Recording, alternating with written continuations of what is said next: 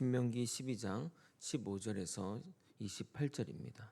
긴 본문이지만 함께 읽도록 하겠습니다. 제가 먼저 읽겠습니다.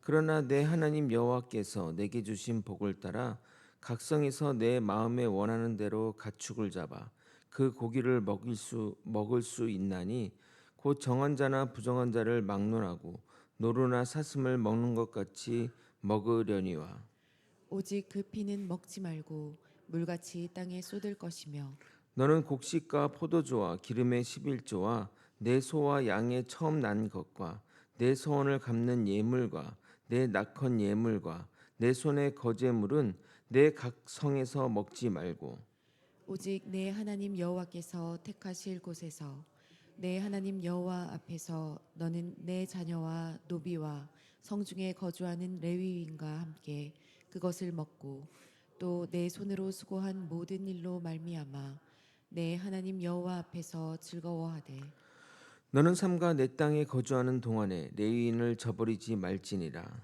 내 하나님 여호와께서 내게 허락하신 대로 내 지경을 넓히신 후에 내 마음에 고기를 먹고자 하여 이르기를 내가 고기를 먹으리라 하면 내가 언제나 마음에 원하는 만큼 고기를 먹을 수 있으리니 만일 내 하나님 여호와께서 자기 이름을 두시려고 택하신 곳이 내게서 멀거든 내가 내게 명령한 대로 너는 여호와께서 주신 소와 양을 잡아 내 각 성에서 내가 마음에 원하는 모든 것을 먹되 정한 자나 부정한 자를 막론하고 노루나 사슴을 먹는 것 같이 먹을 수 있거니와 다만 크게 삼가서 그 피는 먹지 말라. 그 피는 그 생명인즉 내가 그 생명을 고기와 함께 먹지 못하리니 너는 그것을 먹지 말고 물같이 땅에 쏟으라.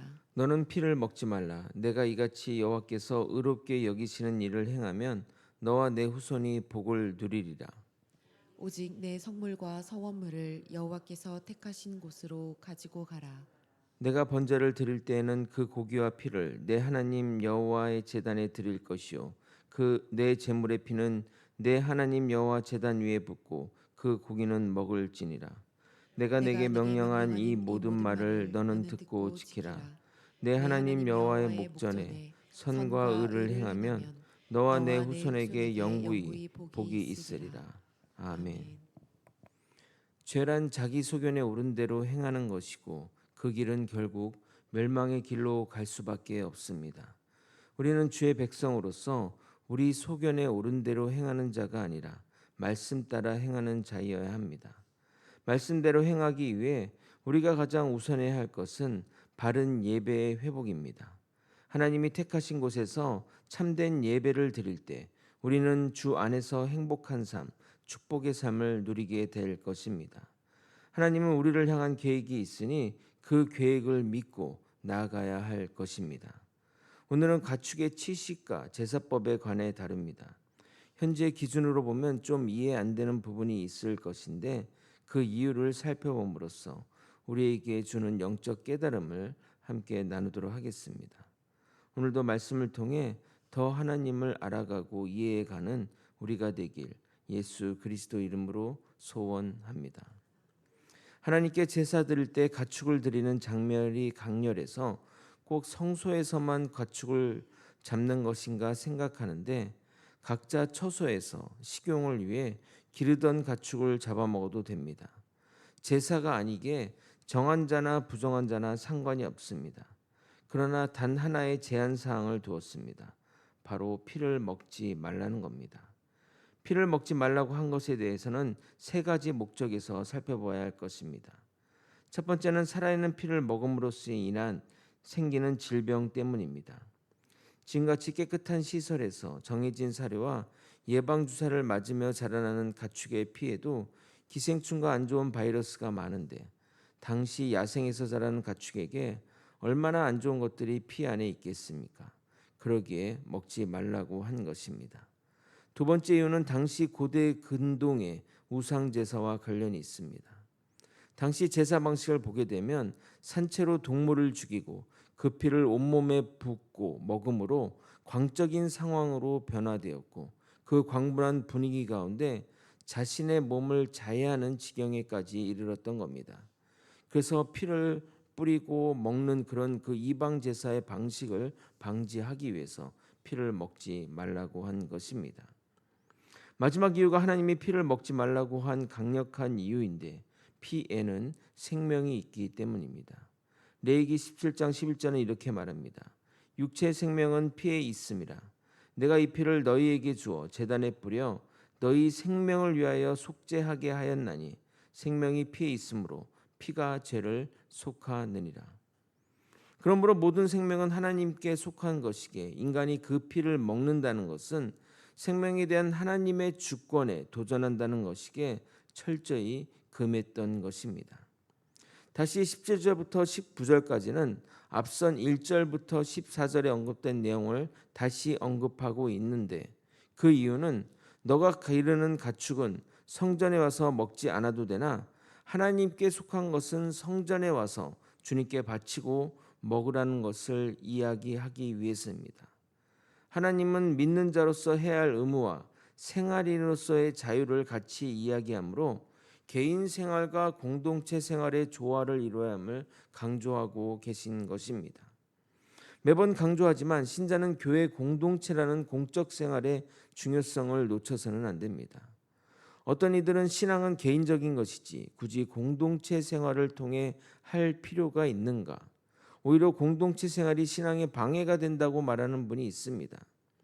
신앙이 개인적이라는 것은 각자의 구원이 개인의 신앙 영역이라는 말에서는 맞는 말이지만 그러니까 이 공동체가 다 구원을 받는다 할지라도 내가 믿음이 없고 믿음의 행실을 하지 못한다면 구원을 받지 못하기 때문에 그래서 그것을 개인의 영역이라고 하는 말이지 공동체 생활을 부정하는 걸로 쓰여서는 안 된다는 겁니다. 하나님이 우리에게 공동체를 허락하시고 우리에게 그 공동체에서 역할을 하라고 하는 이유는 하나님의 구원 계획 안에 포함되어 있는 일이기 때문입니다. 계속해서 강조하지만 기독교는 돛 닦는 종교가 아닙니다. 개인의 성화는 공동체 안에서 이루어져야 합니다. 혼자 사는데 나 스스로 성화되게 되었다고 말하는 것이 가능하겠습니까? 그럼 모두 산속에 들어가 수행을 통해 성화를 이루려고 할 것입니다. 항상 말씀드리지만 하나님은 우리를 세상의 소금과 빛으로 부르셨습니다. 산속의 소금도 아니요 외딴 섬의 빛으로 부르신 것이 아닙니다. 문제가 많고 죄악으로 타락하여 희망이 없는 이 세상에서 그 역할을 감당하라고 부른 것입니다. 그런데 교회 안에서도 그것들을 감당하지 못할 사람이 세상에서는 가당키나 하겠냐 이 말입니다. 교회 공동체는 우리를 성화시키는데 아주 좋은 훈련 무대이자 장소입니다. 교회 안에 우리를 힘들게 하는 분들이 있다면 내가 이분을 참아냄으로써 그리고 내가 이분을 받아냄으로써 나의 성화의 기준을 하나로 높이겠다는 마음으로 사시길 바랍니다. 피해 다니고 거부하고 외면한다면 여전히 나의 수준은 거기서 거기일 뿐입니다. 절대 성장하지 못할 것입니다. 20절부터 25절은 앞선 이야기를 다시 반복하고 있습니다. 그런데 한 가지 다른 부분이 있어 그 부분만 언급하도록 하겠습니다. 25절을 여러분이 한번 읽어보도록 하겠습니다. 함께 읽겠습니다. 시작. 너는 피를 먹지 말라. 내가 이같이 여호와께서 의롭게 여기시는 일을 행하면 너와 내 후손이 복을 누리리라. 피를 먹지 않는 것은 모든 생명의 주권이 하나님께 있음을 인정하는 일이기에 하나님은 우리에게 복을 주신다고 말씀하시는 겁니다. 물론 하나님은 우리가 하나님의 주권을 인정하지 않는다고 해서 그분의 주권에 영향을 미치거나 훼손되거나 하는 일은 전혀 없지만 우리가 그분의 주권을 인정한다는 것은 우리가 그분에게 속한다는 것이기 때문에 우리가 복을 받게 되는 겁니다. 그래서 우리가 무슨 어떤 행동을 함으로써 하나님이 그 사람에게 특별히 복을 주는 것이 아니라 우리의 행동이 주님의 주권을 인정하는 것이기에 그 말은 우리가 주님 주권 안에 있는 것이고 그로 인해 우리가 주 안에서 누리는 복을 누리게 된다는 말입니다. 예를 들어 대한민국 국민으로서 대한민국의 법을 지키면 대한민국 국민으로서 갖게 되는 권리를 누릴 수 있게 된다는 것입니다. 그러나 나는 대한민국 인정하지 않아. 주권도 인정하지 않아. 뭐 법이야, 뭐 내 맘대로 하면 되는 거 아니야? 그렇게 이탈한다면 대한민국 국민으로서 누리는 것들이 사라지게 되는 것입니다. 개인적으로 먹는 고기와 고기의 피는 땅에 버리라고 말하는데 희생 제물로 드린 제물의 피는 제단에 부을 것을 이야기하고 있습니다. 27절을 여러분이 한번 읽어보도록 하겠습니다. 함께 읽겠습니다. 시작. 내가 번제를 드릴 때에는 그 고기와 피를 내 하나님 여호와의 제단에 드릴 것이요 내 제물의 피는 내 하나님 여호와의 제단 위에 붓고 그 고기는 먹을지니라. 왜 희생 제물의 피는 그냥 집에서 잡아먹는 고기의 피처럼 땅에 버리지 않고 제단에 붓는 것일까요? 그 이유는 그 희생 제물의 생명을 주님께 바친다는 의미가 있기 때문입니다. 즉 그 피로 대속한다는 의미인 것입니다. 하나님이 희생 제사를 제정하신 이유는 하나님이 특별히 고기를 좋아하거나 또는 이런 제사를 좋아해서가 아닙니다. 죄에는 대가가 있고 그 대가를 죽음으로써만 대체 가능하기에 희생 제사의 모델을 사용하여 우리에게 알려주시는 겁니다. 원래는 너가 그 자리에 있어야 되는데 동물이 대신 희생하여 너가 흘릴 피를 이렇게 흘린 그 내 죄를 씻는 것을 이야기하는 겁니다. 그러므로 그 피는 그냥 땅에 버려서는 안 되고 제단에 버려야 하는 겁니다. 단 화목제로 드린 제물의 고기는 제사 드리는 사람들이 취해 먹을 수 있는 부분이 있습니다. 이 부분에 대해서는 나중에 자세히 다루도록 하겠습니다. 말씀을 정리하겠습니다.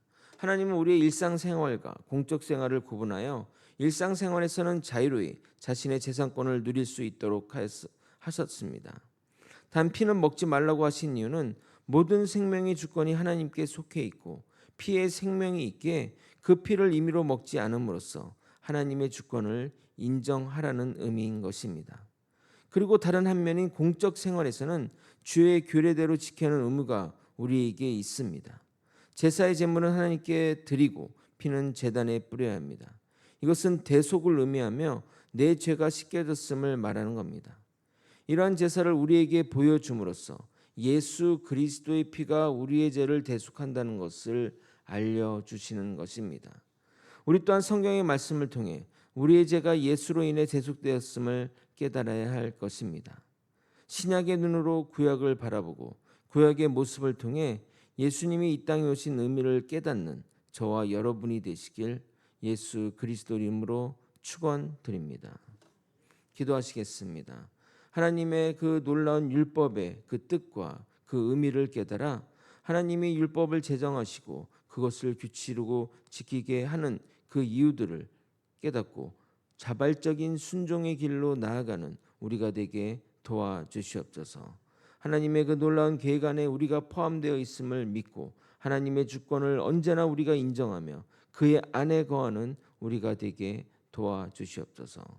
이 모든 것 우리 주 되신 예수 그리스도 이름으로 기도드리옵나이다. 아멘.